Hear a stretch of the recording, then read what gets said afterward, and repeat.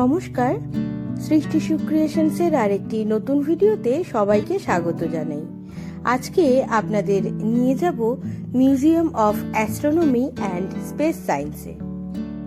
এই মিউজিয়ামটি কলকাতার মুকুন্দপুর আমরি হসপিটালের পাশে। এর ডিটেলড অ্যাড্রেস আমাদের স্ক্রিনে দেওয়া রয়েছে।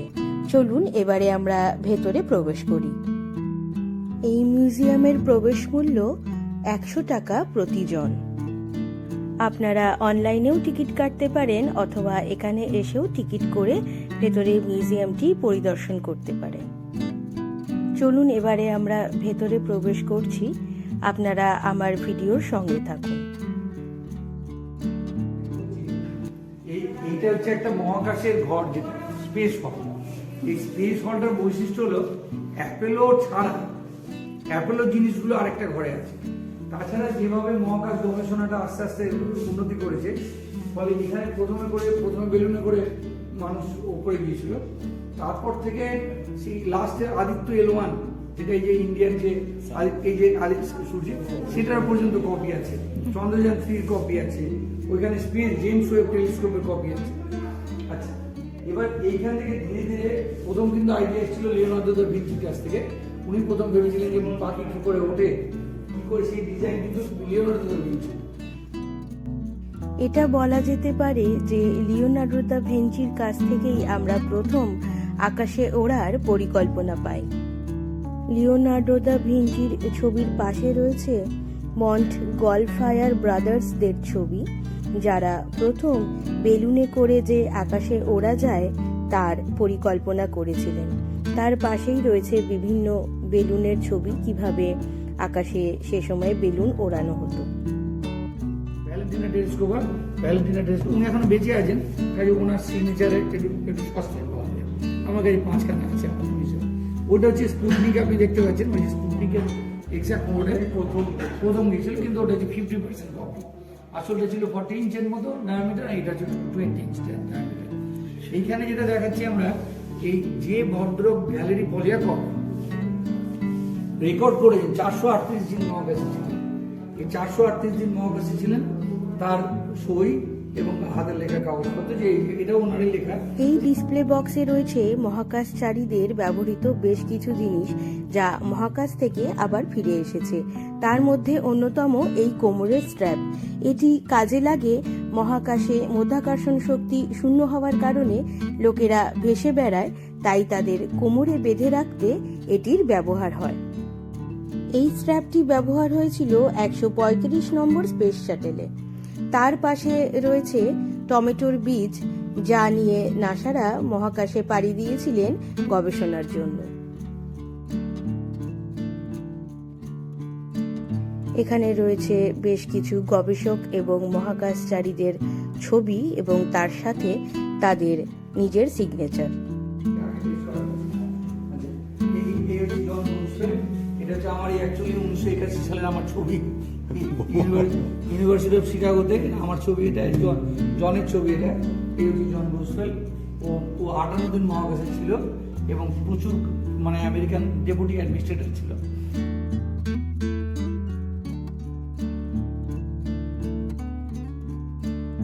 এটা হচ্ছে ইউরোপিয়ান স্পেস ইউনিয়ন থেকে দিয়েছে, আমাদের এজেন্সি থেকে, ইন্টিগ্রাল স্যাটেলাইটের 10:1 কপি। এইটা হচ্ছে জেমস ওয়েব টেলিস্কোপ, যেটা গেছে তার 14 ভাগের 1 ভাগ। বেশ বড় আলোচনা চলছে। আপনি দেখতে পাচ্ছেন যে আসল মিরারটা কিন্তু 21 ফুট, আমাদের এখানে প্রায় 1.5 ফুটের মতো। এটাও সই করেছে কে দেখুন, জন মাথা, যিনি হচ্ছেন এই স্যাটেলাইটের হেড, এবং উনি নোবেল প্রাইজ পেয়েছেন 2006 সালে। এগুলো কিন্তু প্রত্যেকটা অরিজিনাল। সামনে যে মডেলটি দেখছেন সেটি রাইট ব্রাদার্স, অর্থাৎ অরভিল রাইট এবং উইলবার রাইট, তাদের বানানো world's first successful motor operated airplane. এটি তারই একটি মডেল। 1903 সালের 17 ডিসেম্বর রাইট ব্রাদার্স এই এয়ারপ্লেনটিকে আকাশে তুলতে সক্ষম হয়েছিলেন। অরবিল রাইটের নিজস্ব $80 একটা চেক, সেটা তো ওনার নিজে সই করা আছে, এবং পেছনে ওনার নিজে সই করা আছে যে উনি এন্ডোর্স করে টাকাটা ব্যাংক থেকে তুলছেন। ওটা নিজেরই। এখানে ওনার বাবাকে লেখা টেলিগ্রাম, এটা কপি, বুঝতে পারছেন যে কত সেকেন্ডের জন্য ভেসেছিল, কত কত এটা ওনার ডায়েরিতে স্পষ্ট লেখা আছে 12 থেকে 14 ফুট মাত্র মাটি থেকে উঠেছে। এখানে রয়েছে আদিত্য L1 এর স্কেলড মডেল, তার পাশে রয়েছে চন্দ্রযান 3 এর স্কেলড মডেল, তার পাশে কেপলারের স্কেলড মডেল। এখানে আমাদের স্যার দেখাচ্ছেন কিভাবে চন্দ্রযান 3 ল্যান্ড করেছিল এবং তার ভেতর থেকে কিভাবে রোভার বেরিয়ে চাঁদের মাটিতে পা রেখেছিল।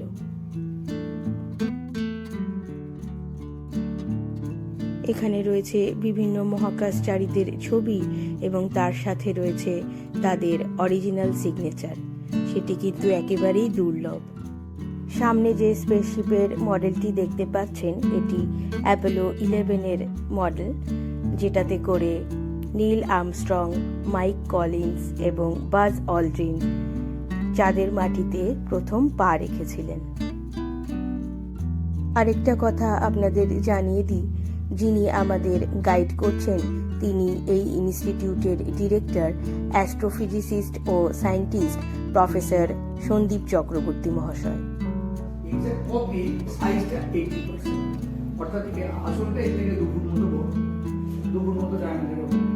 ঠিক যেভাবে আমাদের Neil Armstrong, Mike Collins, Buzz Aldrin ঠিক যেভাবে বসেছিল, ঠিক যেভাবে ওইখান থেকে বেরিয়ে গিয়ে চাঁদে ল্যান্ড করেছিল, আবার ওখানে জয়েন করতে গিয়ে ভেতর ঢুকে ফিরে এসছে।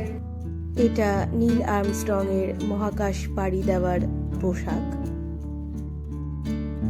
এবারে আমি চাঁদের ও মঙ্গলের মাটি স্পর্শ করে দেখছি, যেটা আমার কাছে একটি অদ্ভুত অনুভূতি, যা আমি আপনাদের ঠিক বলে বোঝাতে পারবো না। তার সাথে এখানে রয়েছে নীল আর্মস্ট্রং এর মাথার চুল, তার সাথে রয়েছে একটি সোনার পাত, যেটি অ্যাপোলো 11-এ ব্যবহার করা হয়েছিল। আপনাদের অনেকের মাথায় এই প্রশ্ন আসতে পারে যে মঙ্গলের মাটি কিভাবে পৃথিবীতে এলো। একটি বড় অ্যাস্টেরয়েড মঙ্গল গ্রহকে হিট করার ফলে সেখানকার কিছু মাটির অংশ আমাদের পৃথিবীর দিকে ধেয়ে আসতে থাকে এবং আমাদের পৃথিবীর মধ্যাকর্ষণ শক্তি তাকে নিজের দিকে টেনে নিজের অরবিটে ঘোরাতে থাকে। সেখান থেকে আমাদের বিজ্ঞানীরা এই মাটির টুকরোগুলিকে সংগ্রহ করে তা পরীক্ষা করে দেখা যায় যে সেটি মঙ্গল গ্রহের মাটি। এখানে রয়েছে নীল আর্মস্ট্রং এর পায়ের ছাপের ছবি, তার সাথে তাদের বিভিন্ন ধরনের ছবি, তারা যে মহাকাশে পাড়ি দিয়েছিলেন সেই সময়ের তোলা। এর সাথে এখানে রয়েছে যে রেকর্ড প্লেয়ারগুলি, সেগুলিতে নীল আর্মস্ট্রং এবং তাদের 2 সহকর্মীদের কথোপকথন রয়েছে। তার সাথে এখানে আপনারা নীল আর্মস্ট্রং এর ছবি দেখতে পাবেন এবং তার সাথে রয়েছে তার অরিজিনাল সিগনেচার। আমি ডিটেল ভিডিও আপনাদের সামনে তুলে ধরতে পারছি না, কারণ তাহলে এই ভিডিওটি অনেকটাই বড় হয়ে যাবে। আপনারা এখানে আসুন এবং সামনে এসে সমস্তটা নিজের চোখে দেখুন এবং অনুভব করুন।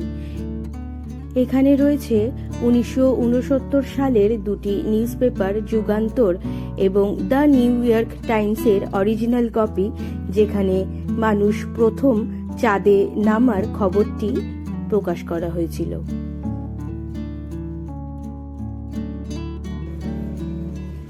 এইখানে আমরা একটা জিনিস যেটা দেখাচ্ছি সেটা হচ্ছে ভারত, কলকাতাতে আপনারা অনেকেই জানেন না রামচন্দ্র চ্যাটার্জি, নাম শুনেছেন? না, অথচ উনি কিন্তু প্রথম বেলুনে করে উঠেছিলেন 1889 সালে। হ্যাঁ, এখানে দেখুন, এই জায়গাটাতে দেখুন, এই নারকেলডাঙ্গা রোডের উপরে, এটা হচ্ছে 200 বছর আগেকার কলকাতার ম্যাপ। এইখানে গ্যাস ওয়ার্কস বলে একটা জায়গা আছে নারকেলডাঙ্গা মেন রোডের উপরে, সেইখান থেকে উনি 70-এ গিয়েছিলেন বেলুনে চড়ে 40 মিনিট ধরে। ইনি হচ্ছে প্রথম। এই ঘরটিতে অ্যানসেস্ট্রিয়াল অনেক জিনিস রয়েছে। এখানে যে বিভিন্ন পাথরগুলি রয়েছে তাদের বয়স প্রায় 450 কোটি বছর, অর্থাৎ এই পৃথিবী তৈরিরও অনেক আগের পাথর এগুলি। এই যে পাথরটি দেখছেন, এর গায়ে যে ছোট ছোট ছিদ্রের মতো দাগ রয়েছে তার নাম কন্ডিউল। এই ছোট ছোট কন্ডিউলগুলি একসাথে স্টিক করে আস্তে আস্তে বড় পাথর এবং তারপরে একটার পর একটা গ্রহ সৃষ্টি হয়েছে। এই পাথরগুলি উল্কাপিণ্ড, তবে এর বয়স বের করতে গিয়ে দেখা যায় এটি আমাদের পৃথিবী তৈরিরও অনেক আগের। এই উল্কাপিণ্ডটি অ্যালজেরিয়া থেকে নেওয়া হয়েছে। এর ঠিক পাশেই যে বড় পাথরের মতো স্ট্রাকচারটি দেখছেন সেটি এই পৃথিবীর প্রথম প্রাণ। এটি সায়ানোব্যাকটেরিয়ার ফসিল বা জীবাশ্ম। এই সায়ানোব্যাকটেরিয়ার ডিএনএ ছিল না, তবে আরএনএ ছিল।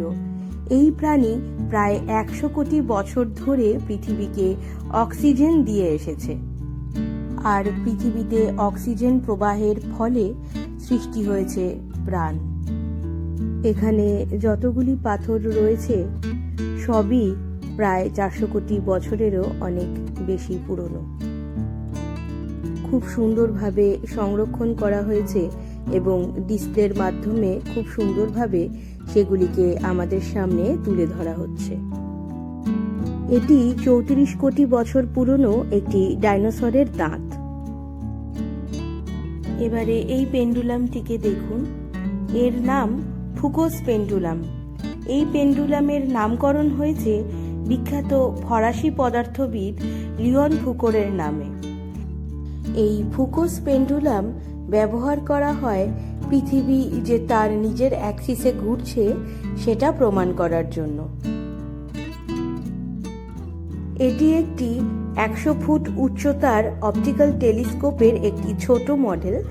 এই টেলিস্কোপটি তৈরি করা হচ্ছে হাওয়াইতে এবং ইন্ডিয়া সহ আরও 6টি দেশ মিলে এই টেলিস্কোপ তৈরিতে নিযুক্ত হয়েছে। প্রায় 500টি রিফ্লেক্টিং গ্লাস ব্যবহার করা হয়েছে এই টেলিস্কোপে। এবারে আমরা চলে এলাম আরেকটি ঘরে। এই ঘরটির নাম হল অফ ফেম। এখানে যে ডায়েরি দুটি দেখতে পাচ্ছেন এটি মেঘনাদ সাহার নিজের লেখা ডায়েরি এবং এটি 1950 এবং 1954 সালের। আমি ওনার কাছে কাজ করেছি ক্যালটেকে, আমাকে অধিকাংশ সব ছবি উনি দিয়েছেন। এর ফলে মিউজিয়াম অনেকেই দিচ্ছে, আমি অ্যাকচুয়ালি পেয়েছি গিফট হিসাবে। এই ব্যারি বারিস নোবেল প্রাইজ পেয়েছেন একই সঙ্গে, ভেন্সেল পেয়েছেন গত বছর, আগের বছর ফেন্ডোসের সঙ্গে নোবেল প্রাইজ। এখানে রয়েছে মেঘনাদ সাহার লেখা চিঠি, তার একটি ছোট পাসপোর্ট সাইজের ছবি। তার পাশে রয়েছেন জেসি বোস, তার নিজের হাতের লেখা এবং তার সই। তার পাশে রয়েছেন ভিক্টর হেন্স, যিনি 1924 সালে নোবেল পুরস্কার পেয়েছিলেন কসমিক রে প্রমাণ করার জন্য। এখানে রয়েছে সিভি রমনের লেখা চিঠি, তার নিজের হাতের সই। এখানে রয়েছে অ্যালবার্ট আইনস্টাইনের ছবি, তার লেখা বইয়ের ওপর তার হাতের সই। বিশ্বে থেকে যেগুলো বেরিয়েছে কিন্তু এগুলোতে কোনো সই নেই, এবং এগুলো যে যত স্ট্যাম্প বেরিয়েছে মহাবিশ্বে সমস্ত দেশের, হ্যাঁ, সব কালেকশন এখানে আছে। আমি এই মিউজিয়ামটিকে যত ঘুরে দেখছি ততই মুগ্ধ হয়ে যাচ্ছি। বহু দুর্লভ জিনিস এখানে আমি আজ দেখতে পেলাম। এগুলি আমি এখানে না এলে হয়তো কোনোদিনই দেখতে পেতাম না। এই ঘরটির নাম লিটারেচার রুম। এই ঘরে বিভিন্ন বিজ্ঞানী এবং মহাকাশচারীদের ছবি রয়েছে এবং তার সাথে রয়েছে তাদের হাতের লেখা বই, এবং তার চেয়েও গুরুত্বপূর্ণ বিষয় হলো সেই বইগুলির ওপরে রয়েছে তাদের নিজের হাতের সই। বিভিন্ন বিজ্ঞানী এবং মহাকাশচারীদের এই সইগুলো দেখে মনে হচ্ছে হ্যাঁ, সত্যি ওনারা আমাদের এই পৃথিবীতে ছিলেন, ওনারা আমাদেরকে অনেক কিছু অবদান দিয়ে গেছেন।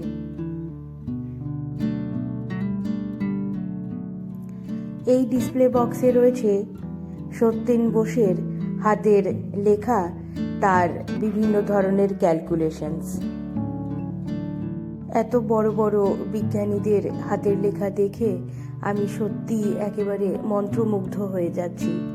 এখানে রয়েছে এস চন্দ্রশেখরের হাতের লেখা, তার সাথে তার বিভিন্ন লেখা বই, তার সাথে তার সই।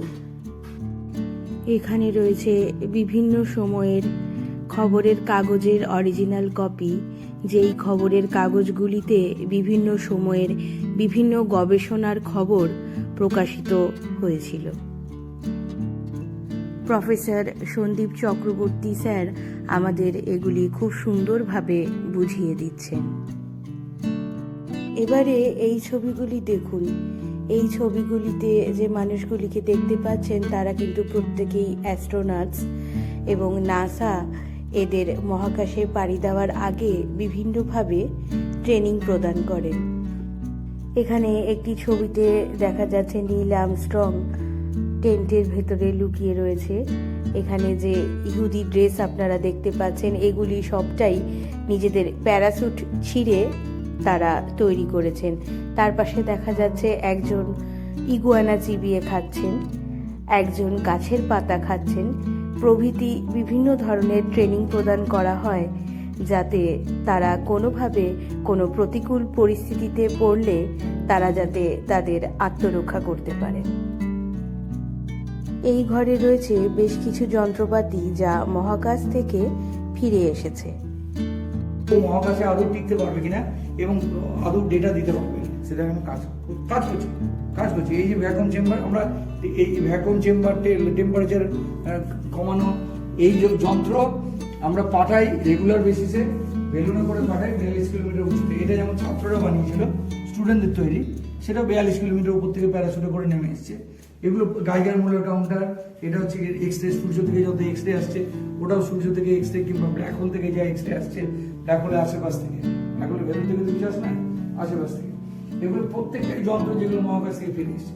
এই যন্ত্রগুলো হচ্ছে অন্যান্য টাইপের যন্ত্র যেগুলো আমরা পাঠাতে চাই আরো, মানে এগুলো হচ্ছে R&D করার জন্য, যে কোনটা কাজে লাগবে কোনটা কাজে লাগবে না। ওইটা যেমন পোলার গোল্ড ফিল্ড নাম শুনেছেন, KGF, পোলার গোল্ড ফিল্ডে যখন প্রোটনটিকে আবিষ্কার করা চলছিল, এই হচ্ছে ফোটো মাল্টিপ্লার টিউব, প্রায় 1010 হয়তো লেগেছিল কাজে, তার মধ্যে একটা এখানে আমরা এনে রেখেছি। ওই যে সিন্টিলেটার কাউন্টার, এটা দিয়ে বোঝা যাবে যে সিন্টিলেটার একটা ডিটেক্টর দেখতে পাচ্ছেন যে একটা বড় সিন্টিলেটার আছে। ওদের কাজ হলো যদি একটা কসমিক রেস পড়ে তাহলে ওটা ভিজিবল লাইটে কনভার্টেড হয়। সেই ভিজিবল লাইটটা ফোটো মাল্টিপ্লার টিউব ওটাকে অ্যাম্পলিফাই করে ইলেকট্রনিক্সের মাধ্যমে ডেটাটা সেভিং হয়। তো আমাদের প্রত্যেকটা ডিটেক্টরই সেরকম একটা করে সিন্টিলেটার আছে ওপরে, আগে এক্স রে আসবে, সেটাকে ইউভিতে কনভার্ট করে নিই। এগুলো হচ্ছে প্রত্যেকটা যন্ত্রপাতি, সত্যিকারের যন্ত্রপাতি যেগুলো মহাকাশে যায়। এই জিনিসগুলি হয়তো আমরা কম্পিউটার বা টিভি বা মোবাইলের মাধ্যমে এতদিন দেখেছি, সেগুলি আজ আমরা নিজের চোখে দেখলাম। এ এক অদ্ভুত অনুভূতি। বিভিন্ন ধরনের যন্ত্রপাতি যেগুলি মহাকাশে যায় সেখান থেকে আবার ফিরেও আসে, সেসব যন্ত্রপাতি এখানে রাখা রয়েছেন, এবং স্যার আমাদের বিভিন্ন যন্ত্রপাতি সম্পর্কে খুব ভালোভাবে বুঝিয়ে দিচ্ছেন। যারা অ্যাস্ট্রোনমি ও স্পেস সায়েন্স ভালোবাসেন তারা অবশ্যই একবার এই মিউজিয়ামটিতে আসুন এবং ঘুরে দেখুন, খুবই ভালো লাগবে। এরপরে আমরা চলে গেলাম সোলার সিস্টেমের ঘরে। এখানে সোলার সিস্টেম, ইউনিভার্স, বিভিন্ন গ্যালাক্সির ব্যাপারে বড় বড় চার্টে বিভিন্ন তথ্য দেওয়া রয়েছে, এবং তার সাথে বিভিন্ন বিজ্ঞানীদের নাম যারা বিভিন্ন নক্ষত্র, গ্রহ ইত্যাদি আবিষ্কার করেছেন তাদের নাম রয়েছে। তার সাথে রয়েছে তাদের হাতের লেখা এবং তাদের সই।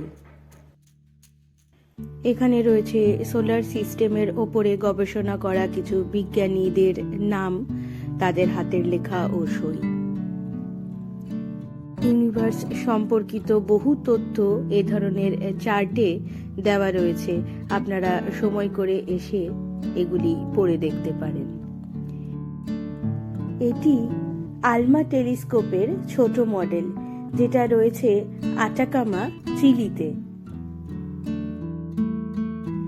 এখানে চার্টের মাধ্যমে বোঝানো হয়েছে evolution of the optical telescope. আপনারা সময় হাতে নিয়ে এলে এই চার্টগুলি অবশ্যই পড়ে দেখবেন। এই চার্টে দেওয়া রয়েছে হিস্ট্রি অফ ইন্ডিয়ান অ্যাস্ট্রোনমি। খুবই ইন্টারেস্টিং একটি বিষয়। এগুলি পড়ে দেখলে ভীষণ ভালো লাগবে। আজ আমি আমার ভিডিওর মাধ্যমে যতটা সম্ভব আপনাদের সামনে এই মিউজিয়ামটির বিভিন্ন তথ্য তুলে ধরার চেষ্টা করলাম। আশা করছি আপনাদের ভালো লেগেছে।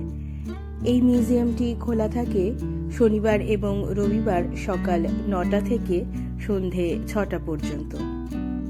আমার এই ভিডিওটি আপনাদের কেমন লেগেছে আমায় কমেন্টে অবশ্যই জানাবেন। ভালো লাগলে লাইক ও শেয়ার করে দেবেন। আজকের মতো আমার এই ভিডিওটি আমি এখানেই শেষ করছি। সবাই ভালো থাকবেন। ধন্যবাদ।